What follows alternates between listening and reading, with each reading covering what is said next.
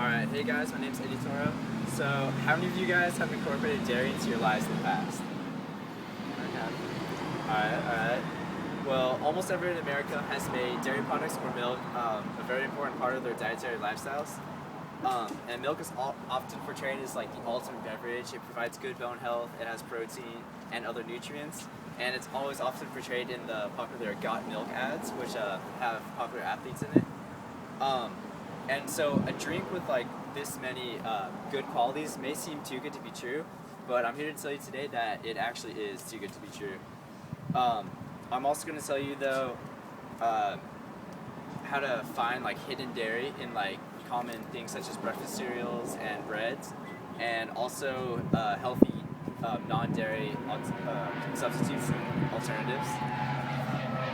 So milk, as we all know, has been used or it's been said that it helps strong bones, and it's also been said to prevent bone fractures. But Walter Willett, MD and PhD professor of epidemiology and head of nutrition department at the Harvard School of Public Health, he says that there's actually very little evidence that milk consumption is associated with reduced fractures. And he's also pointed out that countries with very low dairy and milk consumption have also been linked with very low rates of fractures. And other than fractures, there's also been research to show that that milk has very little effect on bones as far as benefits. And in 2005, a review was published in the pediatrics that showed that bone integrity was not helped at all by milk consumption.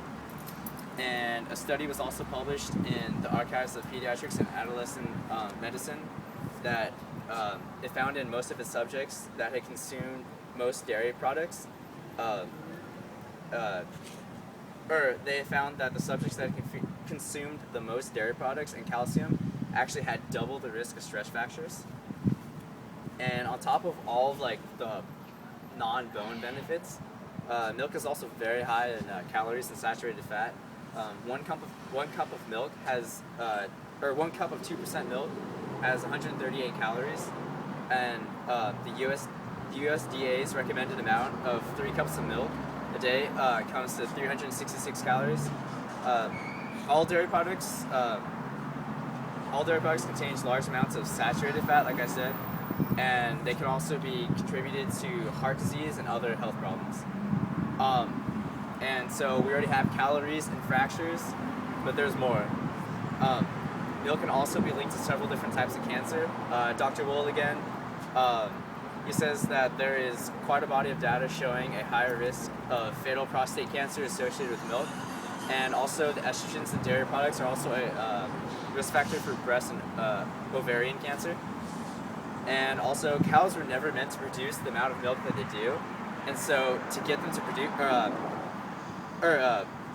because they produce this much milk, it causes a lot of stress on the cows, and this causes cows to they come up with the condition of mastitis, and which is basically the inflammation of mammary glands. And to treat this, cows are pumped full of antibiotics and other type of things, and like in the grass or in the feed that they eat also contains many pesticides. And so these antibiotics and pesticides, they are actually, traces of them can be found in the milks we can buy at stores and other dairy products such as cheeses or ice cream or yogurt. And these toxins, they don't leave the body right away. They actually can build up in the body to unhealthy amounts, and this can lead to affecting the immune system, reproductive system, and central nervous system in a very negative way. Also, many browns, so in order to, if you still really like dairy, or it's hard to find dairy in a lot of things that don't really seem like they would consist of dairy products. I mean, like I said before, bread and breakfast cereals are very popular for having these dairy products in them. But if you still like dairy and you want a substitute for it, Many brands provide things such as dairy, soy milk, and soy milk, which contains no casein or lactose. And casein is the protein found in cow's milk, and lactose is the sugar found in milk, which most people are like have a reaction to. And but those who don't like soy milk or are allergic to soy, they can always drink rice milk. And rice milk is just pretty much the same, except it doesn't have as much protein, but it does have high calories because it's rice. And there's also non-dairy butter, which can also be made from soy, and cheeses, which also contain soy.